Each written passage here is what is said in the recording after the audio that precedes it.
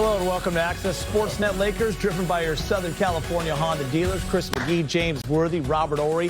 Brez is here. He'll join us later. I'm breaking down the standings. We got Allie and Mike Trudell working the post-game locker room. Despite 18 three-pointers by the Houston Rockets, they were minus 33 in the three-point category, the Lakers were.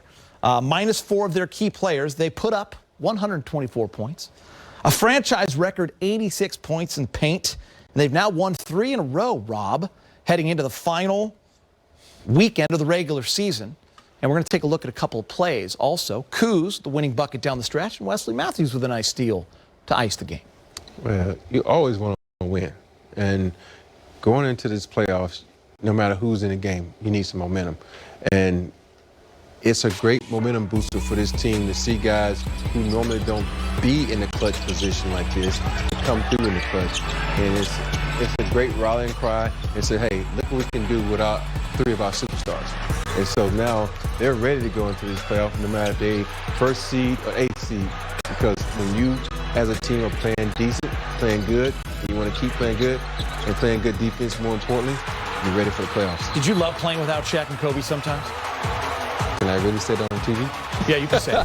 How much yes, because I got more shots. That's what I mean. You had 7 guys in double figures. They're having a great time. They don't care if they're beating the lowly Rockets. The thing about it is you hate having your big guys out because it made it so easy, but it took you back to the days where, because you think about it, mostly every guy in the NBA used to be the man at one point in time on some team. Yeah. So it took you back to the days when you were the man and you could score and have some fun and take a couple of shots just to, test the.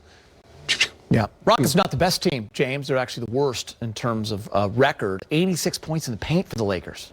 They do shoot a lot of threes, though, the Rockets. Yeah. I mean, they were plus 33 and lost. I mean, that's an all-star score right there, 124 to 122. But franchise history for the Lakers, 84 points in the paint. I think the guys that are playing right now, regardless of who's in or who's out, or what the future's going to be in the next couple of weeks, they're getting some valuable time. For sure. Tucker getting some valuable time. That is irreplaceable, the experience he's getting right now. Wes Matthews showing that he's a valuable defensive player and a savvy player. So, yeah, I like that they're winning so that when they get everybody back, these guys will flow right into to winning again, I think.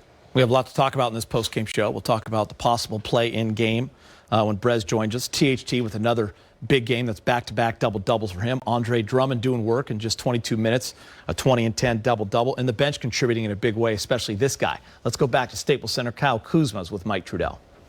All right, Kuz, things get interesting down the stretch there. First, I want to ask you about Wesley Matthews on defense, that final play. What was your perspective as he stripped the inning?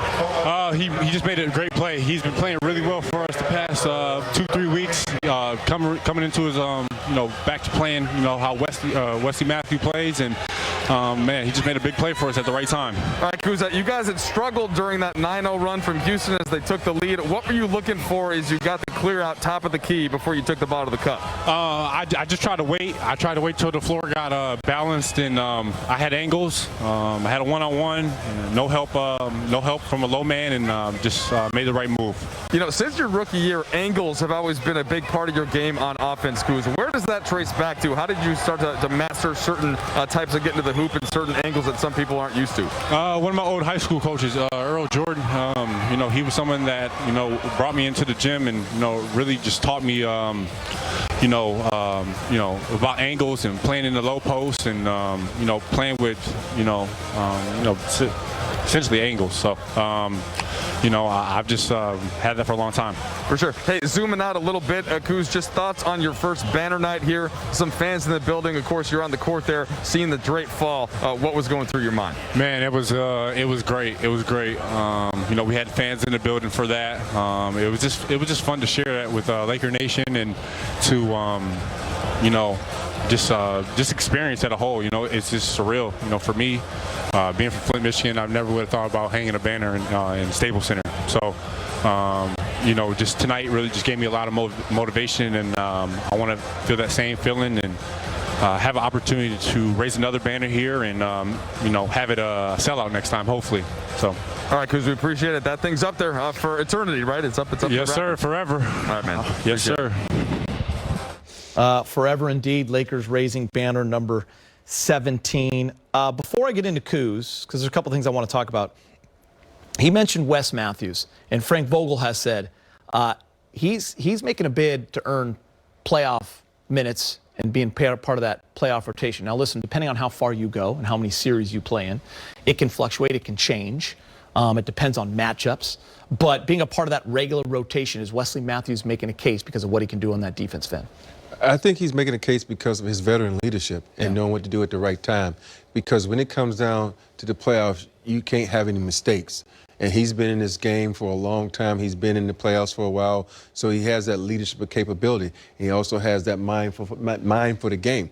Because think about it. There's little things like that that certain guys don't know how to do, like crashing the boards for offensive rebound. Now, getting on the big and learn how to position himself well to get a hand in and knock the ball. There's things that you learn through the course of your career, and he already has that tool set in his toolbox. And so he's ready to play at any given moment, and he's a professional, and he's ready to play, and he's ready to go. I think of a guy like Markieff Morris, who averaged 22 minutes a game in the NBA Finals last year for the Lakers. We didn't know that going into the bubble. Wesley Matthews could be that guy this year. He could have those kind of opportunities. Who knows? He's earning it. Yeah. You know, we talk a lot about Caruso and the way Caruso plays. He and Wes Matthews are very similar in the way they impact the game. I mean, Wes Matthews is a wise player, very savvy, experienced. He's been in scenarios before. Trusted him to put him on a big, knowing that he can stay in front of people. And, you know, in the last month or so, he's been taking charges. He's been really impactful on the defensive end. We know he can shoot the basketball, but he is a solid player on the defensive end. Good pressure, good anticipation, you know, studies the playbook, and he's very consistent there. James, one guy we know for sure that will be a key part of the rotation is a guy like Kyle Kuzma. He was last year when they won a championship. Tonight he's asked to do a little bit more when guys like Dennis and AD and LeBron and Caruso aren't there. He's handling the ball. He's 8 for 12. He has 19 points. But check out this in the fourth quarter. 7 points in the fourth and 4 assists. So 16 points came from Kuz. Yeah, I He's mean, a part of. He has developed into a all-star type of a player. He's never made the all-star, but he's developing into that type of player. And, you know, he's poised now. He's not, you know, he's not out of control. He's not trying to force the issue.